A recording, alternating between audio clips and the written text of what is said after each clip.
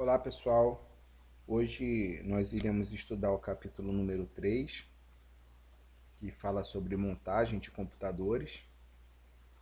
Antes de vocês iniciarem esse capítulo, eu peço para que vejam o vídeo sobre o download do XAMPP e instalação do Cisco Virtual Desktop. A gente irá utilizar nesse capítulo. Bom, abrindo aqui o XAMPP, o painel de controle dele. Eu estou com o meu módulo do Apache iniciado. Ele está com essa luz verde aqui mostrando que está funcionando corretamente. E as duas portas que estão rodando nele é a porta 80 e a 443, HTTP e HTTPS. Eu vou minimizar. Eu vou entrar aqui no C2 pontos XAMPP e htdocs, que é um diretório onde você tem que descompactar o arquivo Cisco Virtual Desktop, e aqui você pode renomear para o nome que você quiser. E depois de você descompactar esse arquivo aqui, basta você digitar localhost ou 127.0.0.1 barra desktop. E aqui ele vai inicializar o simulador de montagem de computadores da Cisco. Essa primeira parte aqui, ele vai estar mostrando como fazer a montagem passo a passo de um desktop. Então aqui está o gabinete vazio, né? E ele está com as duas tampas laterais abertas.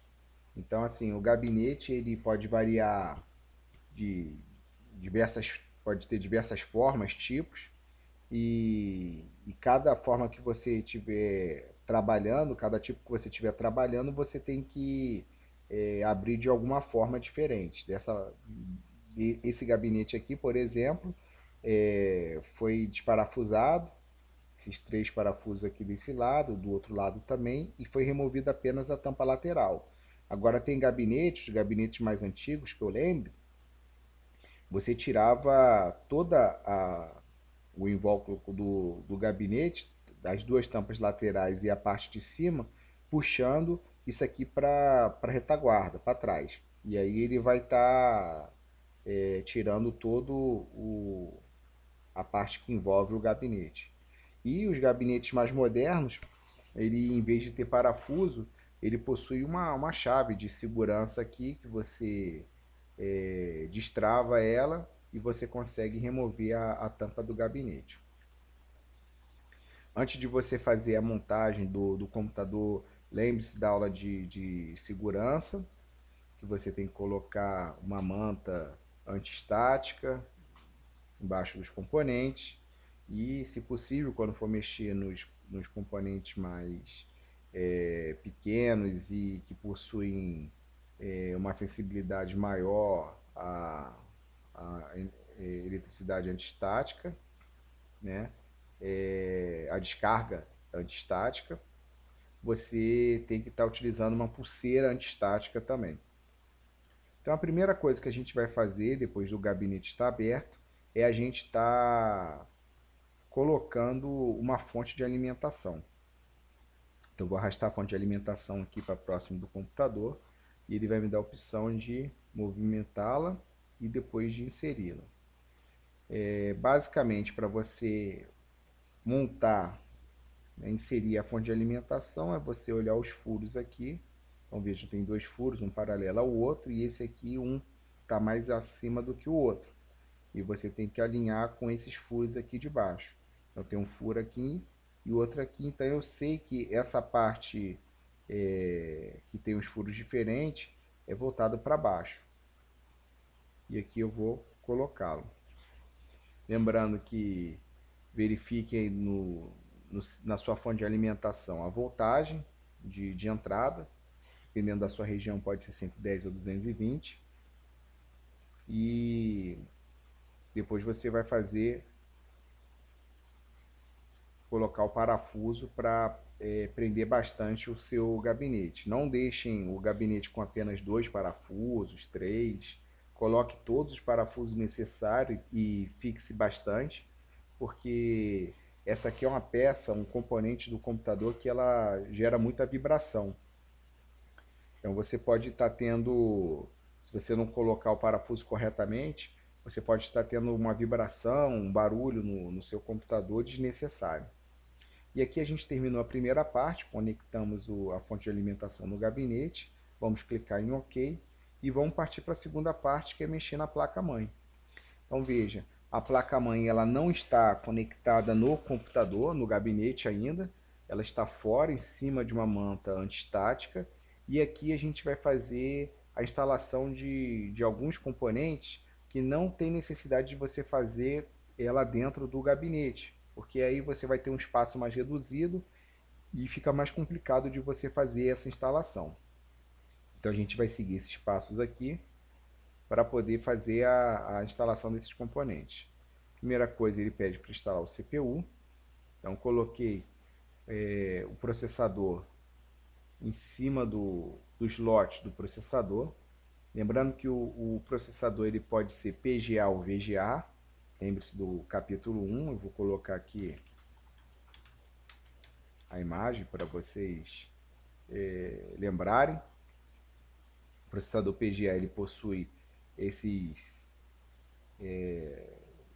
dentes aqui, e isso aqui, se você inserir incorretamente e fizer uma força maior, você pode estar entortando, e aí você pode perder até o seu processador. E o processador do tipo LGA, ele já não possui esses dentes, é como se fossem umas soldas aqui, então eles são mais modernos e melhores de encaixar. Então eu vou fazer com que essa parte aqui, que tem uma seta, se encaixe com essa seta aqui. Você tem que fazer o encaixe correto, lembrando que nunca é força. Você tem que fazer o encaixe aqui e verificar se ele ficou bambo ou não. E isso aqui vai garantir que você tenha um encaixe correto. Depois você vai descer aqui a parte de proteção do processador, e depois você vai pegar a trava de segurança e vai descê-la até que ela fica presa aqui embaixo, fazendo com que o processador ele não se solte mais da placa-mãe. Após isso a gente vai usar uma pasta térmica, não precisa inserir muito. Se o seu processador ele já for utilizado, utilize um álcool isopropílico para remover a pasta térmica antiga, um pano seco que não solte fiapo, e depois você coloque a pasta térmica novamente. E aí quando você for inserir o dissipador com a ventoinha, a pasta térmica ela vai se espalhar uniformemente. Quando você for inserir o dissipador, veja que tem aqui umas arranhuras aqui, uns buracos na placa-mãe, é onde que você vai estar encaixando e vai estar rodando isso aqui para prender o dissipador na placa-mãe. Tá? Então, você tem um processador, que vai estar em cima do processador vai ter uma pasta térmica, que vai estar pegando esse calor que o processador gera. O processador gera muito calor. Essa pasta térmica vai estar em contato com o dissipador, que ele vai estar sugando mais ainda essa fonte de calor, e a ventoinha ela vai estar jogando esse calor para cima. Então eu vou fazer aqui a instalação, conectei, e aqui eu vou conectar eu vou estar conectando o cabo de força da ventoinha na placa-mãe. Então eu vou fazer a conexão correta, tá? Isso aqui, você tem que alinhar esses 4 pinos aqui no processador, na placa-mãe, e aí você faz a conexão. Beleza, feita a conexão, vamos partir para a memória RAM. trouxe a memória RAM aqui. Então basta você alinhar o dente, né, da placa-mãe aqui no slot. E aí é só você verificar se vai estar encaixando corretamente e fazer o encaixe. Depois de você fazer o encaixe, você pode fazer uma pressão um pouquinho maior e essas abas aqui laterais elas vão se encaixar, ou você pode fazer com que essas abas aqui elas se fechem para segurar a memória RAM. Vamos instalar a memória RAM número 2. Vou fazer aqui a mesma coisa. E pronto, estou com as duas memórias RAM instaladas. Vejo que essa placa-mãe ela possui 4 slots de memória RAM. Eu posso estar colocando até 4 memórias RAM.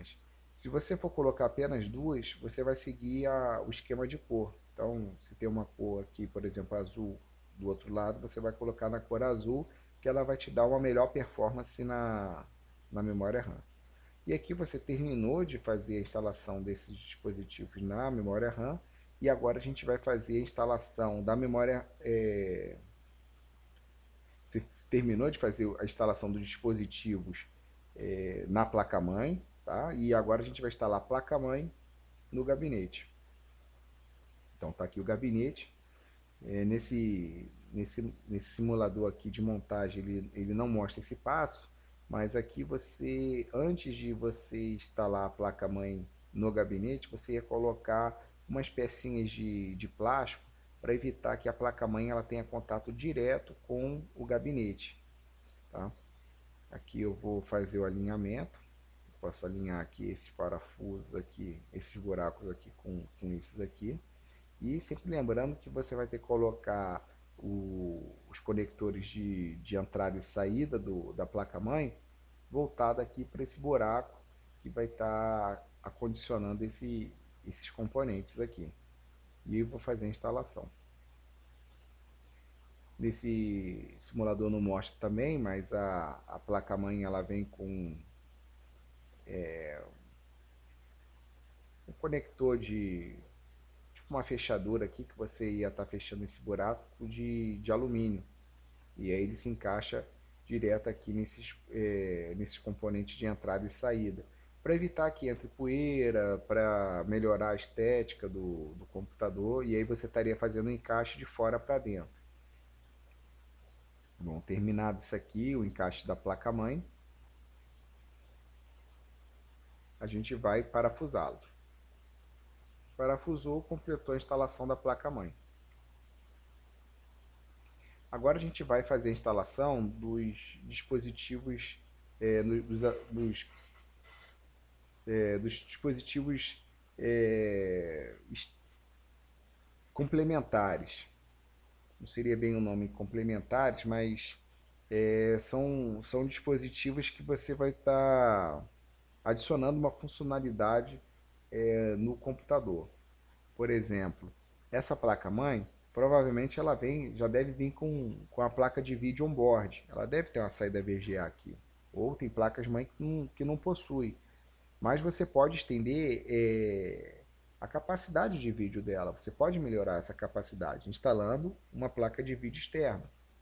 Você pode colocar um adaptador de wireless, né, de rede sem fio. Você pode botar um cartão com fio. Apesar que praticamente todas as placas-mãe já vêm com uma rede, um conector Ethernet aqui nela, mas você pode estar estendendo para ter duas placas de rede ou colocar uma placa de rede de melhor performance. Então aqui você vai puxar aqui a placa de rede. Veja, essa placa de rede ela possui ela possui poucos pinos, e aí você vai conectar no PCI Express 1X, que é esse pretinho aqui. Tá? Depois de conectado, você vai colocar o parafuso para fixar bem essa placa de rede nela. Você vai depois colocar a placa de rede sem fio. Vejam que essa placa de rede sem fio, ela possui conectores maiores, né? Mais conectores, e ela é uma PCI. E aí você vai conectar nesses slots brancos e depois vai parafusar. A mesma coisa com a placa de vídeo. Você vai colocar numa PCI Express G6X, ou se a placa mãe for antiga, você bota numa GP e vai parafusar novamente, e você termina de colocar esses dispositivos complementares. Na parte de drives internos, você vai conectar um HD. Esse HD aqui, se vocês forem ver, ele é um HD que você vai conectar nessa baia aqui de 3,5 polegadas. Então você vai alinhar esses furos aqui, você vai alinhar com esses furos aqui internos e vai fazer um encaixe e depois vai parafusar. Parafuse sempre dos dois lados. Eu vejo às vezes gente parafusando apenas de um lado. Quer dizer, com parafuso de cada lado, parafuso sempre com 4 parafusos, porque esse aqui também, esse dispositivo ele possui rotações aqui internas, e aí pode gerar ruído, pode danificar até o HD se tiver movimentação. Depois de terminar de instalar o drive interno, você vai instalar os drives que são internos, mas que você vai encaixar de fora para dentro, como um drive de DVD-ROM. Depois vai parafusá-lo. A mesma coisa do drive de disquete, você vai colocar de fora para dentro e vai parafusá-lo também. Bom, terminamos de colocar os dispositivos, um dispositivo de armazenamento, como HD, drive de DVD e disquete. Agora a gente vai partir para colocar os cabos internos. Deixem para colocar os cabos internos por último, porque depois de você colocar todos os dispositivos, você vai ter uma noção melhor de como fazer a organização desses cabos. Evitando que o cabo fique passando para todo lado, você pode fazer um caminho para organizar melhor esse fio. E melhor até na refrigeração também. Então vamos iniciar aqui conectando esse cabo ATX. O cabo ATX é esse cabo aqui que vai estar ligando a fonte de alimentação na placa-mãe, é a alimentação principal, e ele possui, você veja aqui que é apenas 20 pinos, e placas-mães, tem placa-mãe que possui 24 pinos. Nesse caso aqui, ó, você pode ver claramente que essa placa-mãe possui 24 pinos e fica aqui, ó, 4 pinos sobrando, tá? Não tem problema. Você faz o encaixe. Depois você vai conectar o pino de força auxiliar, que são esses 4 aqui, e nesse conector. Aqui também você verifica que ele possui, cada pino ele possui um formato diferente, justamente para evitar que você conecte de forma incorreta. Depois você vai conectar o cabo de força do SATA. Então, ele possui esse design aqui, geralmente ele é preto ou marrom, e você vai conectar aqui no seu HD, que ele é um HD SATA. Depois você vai conectar o cabo Molex, tá? O cabo Molex é esse cabo aqui de força para dispositivo PATA, que é no caso o DVD-ROM. E depois você vai conectar o cabo Berg. O cabo Berg é para você conectar o cabo de força no disquete. Então você vai fazer o alinhamento aqui e vai conectar também. Depois disso você vai conectar o cabo de força do cooler. Então esse aqui, ó, o processador, ele vai estar, esse cooler aqui, essa ventoinha vai estar jogando o calor para cima, e esse aqui vai ser um exaustor que vai estar sugando esse calor, esse vento quente, e vai estar jogando para fora do computador, do gabinete. E aí você precisa de ligar essa ventoinha também na placa-mãe. Vejo que ele possui apenas 3 pinos. Não é muito difícil de você localizar esse conector. E aí você vai fazer o encaixe. Feito o encaixe, você vai conectar já agora os cabos de dados, que é o cabo SATA.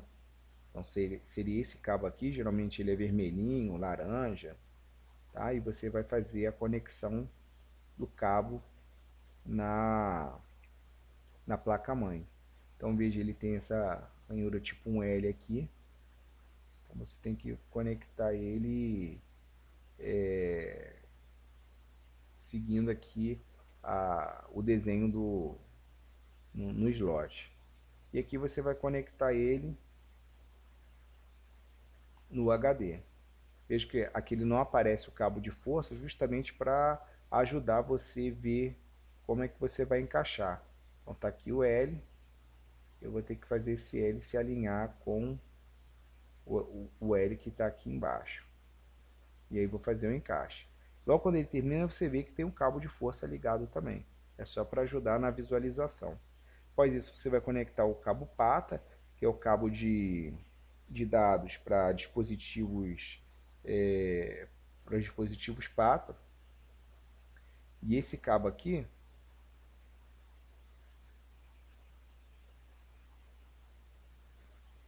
ele possui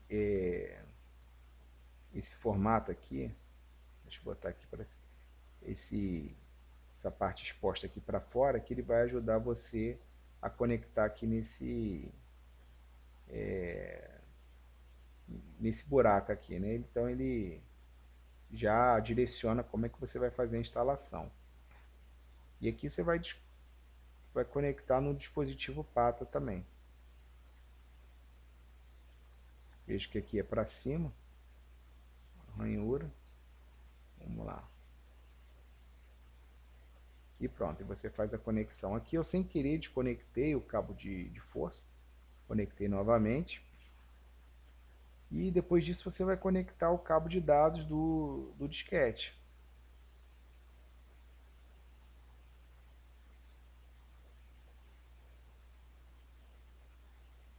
Então é bem simples. Aqui no cabo de disquete você vê que aqui ele tem o pino número 1. Aqui ele não tem nada e você tem que observar isso aqui para na hora de conectar, não conectar errado. Você gira aqui. Pronto. O cabo PATA que a gente conectou no DVD-ROM, ele tem geralmente duas conexões para um mesmo dispositivo na placa-mãe. Você pode conectar, por exemplo, um DVD-ROM e um outro DVD, se você quiser, ou dois HDs. No caso do HD, você tem que selecionar quem é o dispositivo. Quando você utiliza esse tipo de cabo, você tem que selecionar quem é o dispositivo master, quem é o dispositivo slave. Geralmente no HD ele fica lá um jumperzinho lá, e ele fica ensinando como é que você faz isso. No drive de DVD-ROM também. Então é interessante, se você for utilizar algum dispositivo PATA, você vai ter que fazer esse jumpeamento. Nos dispositivos SATA não precisa disso porque você só pode conectar um dispositivo SATA num slot aqui SATA na placa-mãe. Então você não tem essa necessidade de fazer isso. Tem um outro jumper chamado CS, o Cable Select, que a própria controladora PATA ela faz essa seleção automática.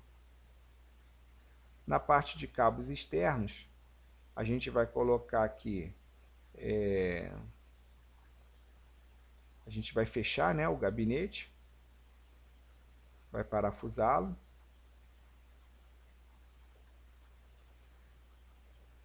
vai fazer a ligação do cabo aqui no monitor. Aqui você veja que a placa de vídeo ela possui uma saída DVI e você tem que alinhar esse cabo no conector. Você vai meio que parafusar, né? Aqui com esses dois, essas duas ranhuras aqui para prender, fixar bem. Você vai ligar o teclado. Veja que esse teclado não é USB, é um teclado P2. A gente já não usa muito esse tipo de teclado, e você tem que fazer o alinhamento aqui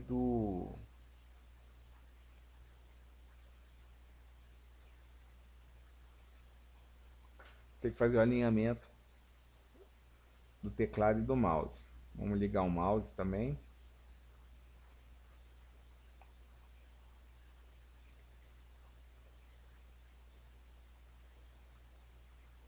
Vamos ligar aqui um dispositivo USB. Esse dispositivo USB pode ser uma impressora, qualquer coisa aí, um HD externo.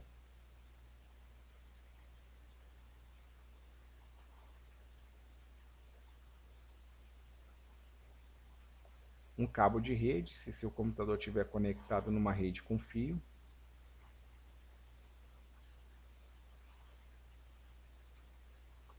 E depois de instalar a antena Wi-Fi, depois de você instalar um dispositivo Wi-Fi, né, interno, você vai colocar a antena. E aqui no final você vai estar conectando o cabo de força. Então não conecte o cabo de força antes de você fazer essas conexões. Conecte o cabo de força por último. E pronto, seu dispositivo está funcionando corretamente.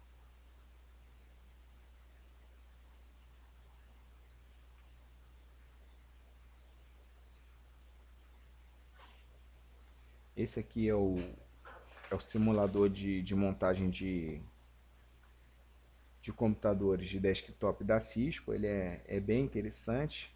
Depois de você fazer a parte de aprendizado toda, você pode ir para a parte de teste, que aí você vai selecionar qual tipo de componente você vai instalar, e você também pode explorar. Então, depois do computador montado, você clica e ele vai estar mostrando para você o que é cada componente. Bom, voltando aqui para o nosso curso aqui, capítulo número 3. Depois da gente ver esse item 3.1 na prática, né, montagem de computadores, a gente vai ver agora a parte de inicializando o computador. Então ele mostra aqui todo computador, ao inicializar, ele faz o post, que é o Power On Self Test. Ele vai fazer teste de hardware, verificar se o HD está ok, se a memória RAM está funcionando normalmente. Então ele vai fazer todo o teste de hardware, e ele pode, se tiver algum problema, ele pode gerar algum bip. Tá? E esses aqui são alguns códigos de bip aqui e a sua causa. Nem todas as placa-mãe possuem esse bip aqui padronizado. Você tem que olhar o manual da sua placa-mãe e verificar o que significa cada bip. Aqui ele mostra aqui que na sua placa-mãe ele possui um chip chamado CMOS. Esse chip aqui, ele armazena a configuração da BIOS. Ele é uma memória não volátil, e ela consegue guardar essas informações através da bateria que fica na placa-mãe. É uma bateria meio parecida com a de relógio, e que fica aqui, ela fica mantendo aqui as configurações. Se essa bateria descarregar, você vai perder todas as configurações da sua BIOS. Você vai ter que trocar a bateria, colocar uma bateria que esteja funcionando normalmente, e depois reconfigurar a sua BIOS. Então está aqui uma imagem da BIOS, e aqui na BIOS você pode realizar diversas configurações. Aqui você pode ver que você consegue ver algumas informações, como fabricante do processador, a velocidade, quantos núcleos o seu processador possui, a sua quantidade de memória RAM, o, o horário do seu sistema. Então, toda vez que o sistema é carregado, com esse horário aqui, ele vai estar atualizando o software do sistema operacional. E aqui a data também. E aqui algumas informações sobre a sua BIOS, como versão, né, algumas outras coisas. E aqui ele fala aqui que você pode trocar a data e a hora da BIOS. Tem que deixar essa informação sempre correta. Você pode desativar alguns dispositivos pela BIOS. Por exemplo, você não quer que o usuário utilize dispositivo USB. Você pode estar desativando todo o USB na placa-mãe, na BIOS. E aí o usuário ele não vai conseguir utilizar o USB. Você pode estar desativando também a placa de rede on-board, a placa de vídeo on-board também. Então você pode fazer algumas desabilitações de dispositivo pela BIOS. Isso é importante que você consegue ter mais controle sobre o dispositivo que o usuário vai estar utilizando. Você pode também estar mudando a ordem de inicialização. Então, às vezes você tem você quer botar, né, um sistema operacional na sua máquina, então você pode colocar para ele ler primeiro um DVD, um CD, antes do HD. Você pode botar para ele também botar através de um drive USB. Aqui nessa imagem ele mostra que você pode estar trocando aqui a velocidade do clock da CPU. Isso aí é uma técnica conhecida como overclock. Você pode estar aumentando a frequência. E isso, se você não tiver cuidado, você pode danificar a sua máquina, porque um overclock ele vai consumir mais energia e vai gerar mais calor.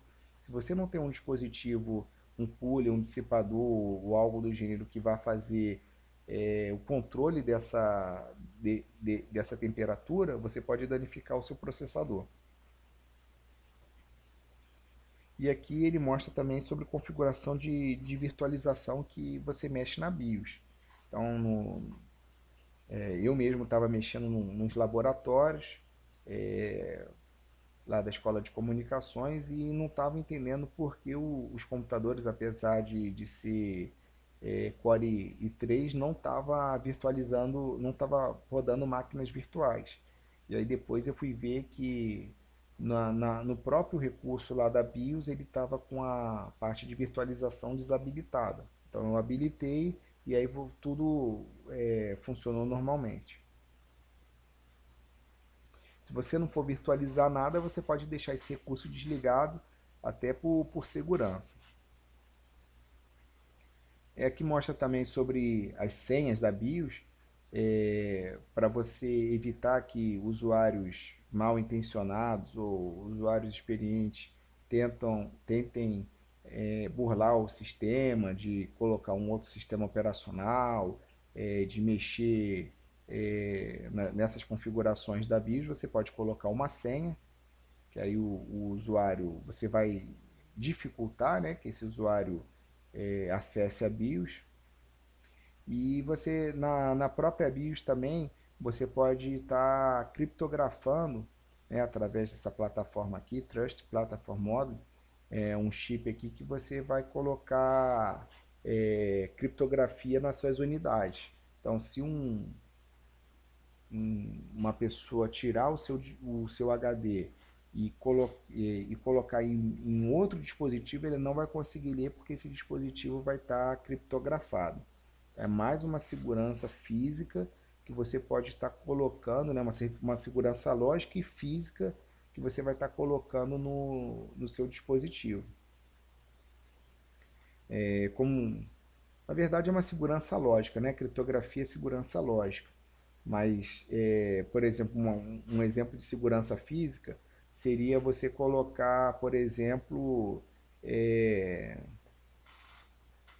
na própria BIOS, você tem como, em alguns dispositivos, você tem como descobrir se a tampa do gabinete foi aberta ou não. Ele possui um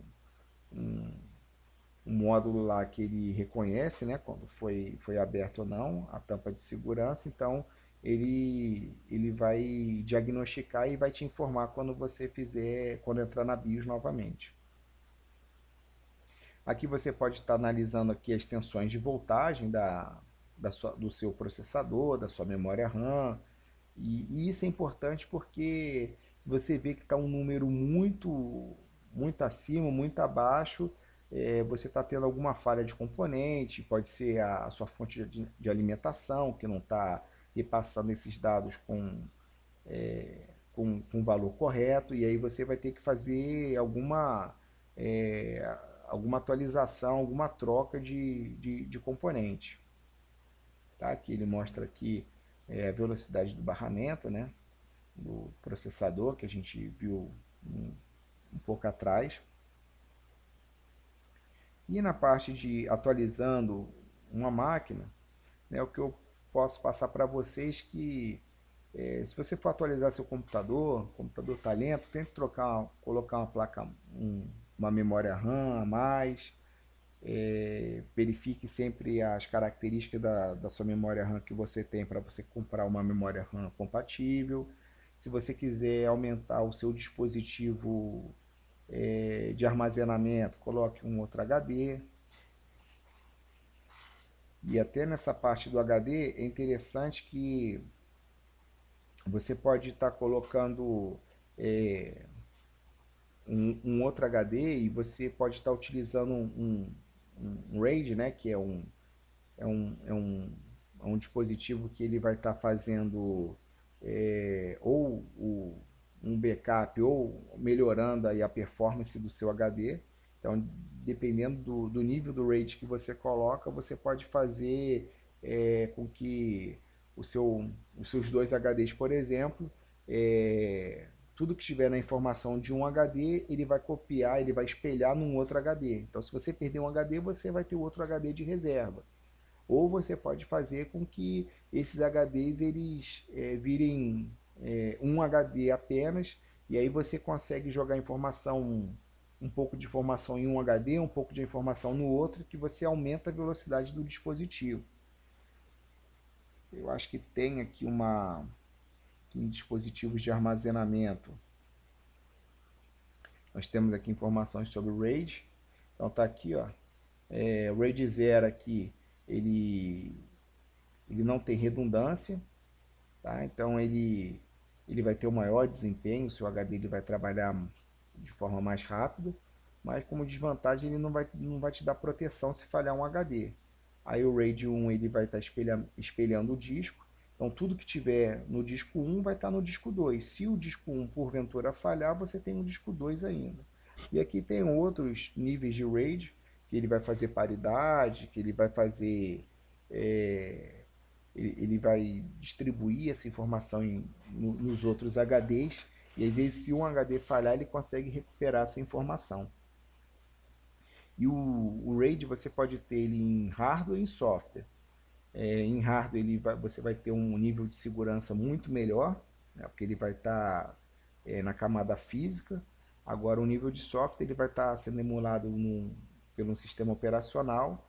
Você vai ter um desempenho menor, mas o custo também ele vai ser muito menor. Aí você tem que colocar na balança o que você vai preferir no seu dispositivo. Aqui ele fala sobre a atualização da placa-mãe. Geralmente, se você for atualizar uma placa-mãe, você vai ter que atualizar o processador, porque talvez não seja no mesmo chipset. Você vai ter que trocar praticamente quase tudo que você tem na sua máquina. Então, a atualização de placa-mãe geralmente fica em último caso. Você pode estar alterando a ventoinha, o dissipador de calor. Às vezes você tem um dissipador, uma ventoinha que ela seja mais, que faça menos barulho do que uma outra. E aí você pode estar fazendo essa troca. E basicamente Pessoal, é isso aí que a gente vê nessa parte de montagem de computadores. Espero que vocês tenham gostado aí do software lá de montagem de computadores, de desktop da Cisco. Treinem isso aí, caso vocês não possam fazer isso no computador. E se assimilem com os nomes dos dispositivos, que é isso aí que vai fazer vocês entenderem basicamente como é que funciona, né, um computador. E também para a prova, geralmente ele utiliza bastante os nomes dos dispositivos, tipos de cabos, para o que serve um, para o que serve o outro.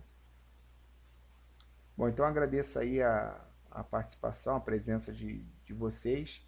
E qualquer dúvida aí, podem colocar uma pergunta no YouTube, pode mandar um e-mail, que eu vou estar ajudando todos vocês. Um grande abraço.